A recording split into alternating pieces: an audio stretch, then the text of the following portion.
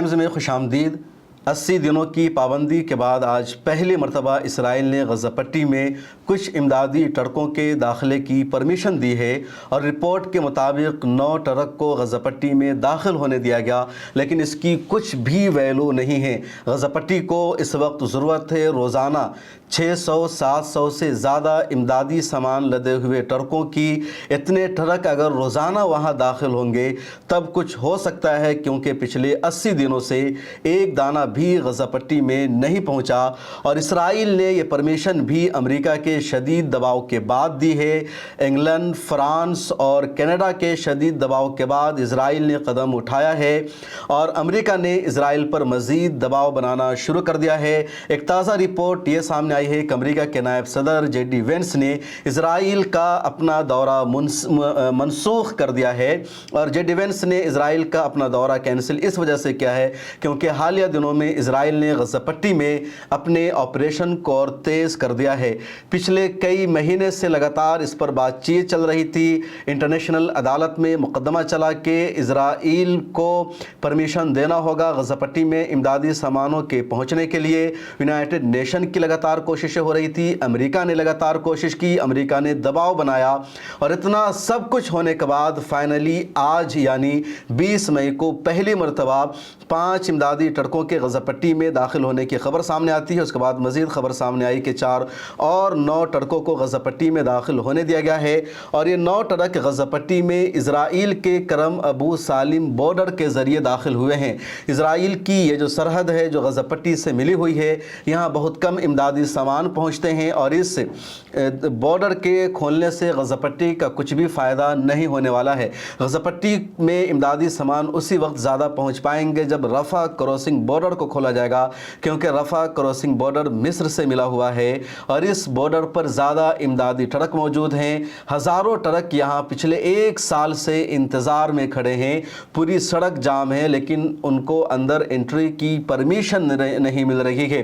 عرب ممالک کی طرف سے یا دنیا بھر کے ملکوں کی طرف سے جو امدادی سامان بھیجے جاتے ہیں تو تمام سامان پہلے مصر جاتے ہیں، اور مصر کے بعد پھر وہ رفح کراسنگ بارڈر کے راستے پر وہ ٹرک جاتا ہے، اور رفح بارڈر کے ذریعے ہی امدادی سامان غزہ پٹی میں پہنچتا ہے۔ جب جنوری میں غزہ پٹی اور اسرائیل کے درمیان جنگ بندی ہوئی تھی تو سیز فائر کے اس مرحلے میں روزانہ 600 سے زیادہ امدادی ٹرک غزہ پٹی میں داخل ہوتے تھے، لیکن جب مارچ میں اسرائیل نے سیز فائر کا وائلیشن کیا اور 2 مارچ سے مکمل طور پر غزہ پٹی میں امدادی سامانوں کے آنے پر پابندی لگا دی تو 2 مارچ سے اب تک یعنی 19 مئی تک ایک دانہ بھی غزہ پٹی میں نہیں پہنچ سکا تھا۔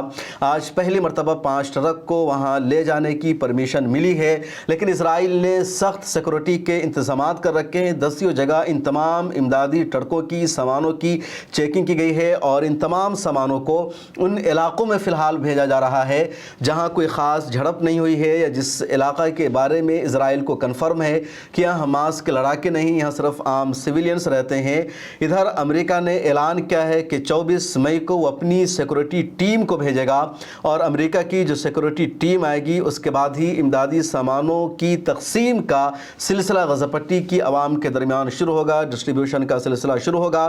ایک خبر یہ بھی ہے عرب میڈیا کے مطابق کہ امریکی صدر ڈونالڈ ٹرمپ نے اسرائیل پر جنگ بندی کا سیز فائر کا دباؤ بڑھا دیا ہے، اور واشنگٹن کی طرف سے لگاتار دباؤ بنایا جا رہا ہے بنیامین نتنیاہو پر کہ ہر حال میں وہ سیز فائر کرے، ورنہ امریکہ کی طرف سے اس کو جو امداد دی جاتی ہے وہ مدد بند کر دی جائے گی۔ تو ایک بہت بڑی خبر ہے، اور اس خبر میں اگر سچائی ہے کہ سچ میں اگر امریکہ نے کہا ہے کہ اگر بنیامین نتنیاہو نے غزہ پٹی پر حملہ بند نہیں کیا تو اس کو جو مدد دی جاتی ہے امریکہ سے وہ مدد بند کر دی جائے گی، تو پھر اسرائیل کی الٹی گنتی شروع ہو جائے گی، کیونکہ اسرائیل جو کچھ ہے وہ امریکہ کے دم پر ہے، امریکہ کے ذریعے ہے۔ اور پچھلے دنوں بھی میں نے بتایا تھا کہ ٹرمپ کا میڈل ایسٹ کا جو دورہ ہوا ہے تو کچھ نہ کچھ تو ان سے ضرور بات چیت ہوئی ہوگی غزہ پٹی کے مسئلے پر، امدادی सामान के वहाँ पहुँचाने पर, जंगबंदी पर, और भले ही आप मुत्तहिदा अरब इमारात से कुछ उम्मीद ना रखें, दूसरे अरब देशों से उम्मीद ना रखें, लेकिन कतर से तो इतनी उम्मीद रखी जा सकती है, कतर के अमीर तमीम बिन हमद सानी से उम्मीद रखी जा सकती है। और अमरीकी सदर ने कतर का भी दौरा किया था, कतर ने सबसे बड़ा इन्वेस्टमेंट अमेरिका में करने का ऐलान किया है, और कतर का सबसे ज़्यादा गज़ा पट्टी को सपोर्ट मिलता है। जो भी जंगबंदी की सीज़ फायर की कोशिशें होती है उसमें कतर का सबसे बड़ा रोल और किरदार होता है। कतर का मीडिया हाउस अल जज़ीरा ही इजराइल के जुल्म व सितम को, उसके दहशतगर्दाना चेहरे को पूरी दुनिया में बेनकाब करता है। तो कतर की जो गज़ा पट्टी के लिए कोशिशें हैं वो बेमिसाल है। हमास का जो ऑफिस है, जो दफ्तर है, वो भी कतर में मौजूद है। और अब खबर ये आ रही है कि अमेरिका ने दबाव बनाना शुरू कर दिया है। अमेरिकी नायब सदर का दौरा कैंसिल हो जाना इजराइल का कोई आम बात नहीं है। अपने पिछली सरकार में देखा था, जब जो बाइडन प्रेसिडेंट थे अमेरिका के, उनके फॉरेन सेक्रेटरी और वज़ीर ख़ारजा ने लगातार सफ़र किया इजराइल का। वो हर महीने में एक दो बार इजराइल आ जाते थे, नेतन्याहू से मिलकर जाते थे और पूरी तरह सपोर्ट करके जाते थे। लेकिन ट्रंप ने कह दिया कि अब तुम्हें हमारी बात माननी होगी। तो बहुत बड़ी खबर है, और अगर ऐसा हो जाता है तो बिन्यामिन नेतन्याहू को मानना ही पड़ेगा।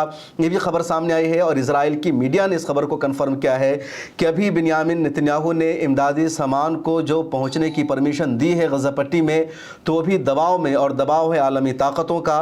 और जैसे सिर्फ 5 ट्रक के शुरू में दाखिल होने की खबर सामने आती है तो बड़ा बयान सामने आता है इंग्लैंड का, फ्रांस का और कनाडा का मुश्तरका बयान में। इन तीनों देशों ने कहा कि ये जो इमदादी सामान भेजा गया है इसकी कोई वैल्यू नहीं है, और इतने सामान को हम एक्सेप्ट नहीं करेंगे, बल्कि इससे बड़ी मिकदार में सामान पहुंचना चाहिए। गज़ा पट्टी में 80 दिनों में एक दाना भी नहीं पहुंच सका, और वहाँ के जो लोग हैं उनकी जो परेशानियाँ हैं वो बढ़ती जा रही है। इस बीच इसराइल के अखबार i24 ने एक और ख़बर शाये किया, जिसके मुताबिक इजरायली आर्मी का एक जवान जिसका नाम है यूसुफ यहूदा, वो एक हमले में मारा गया और अल-क़साम ब्रिगेड के हाथों मारा गया।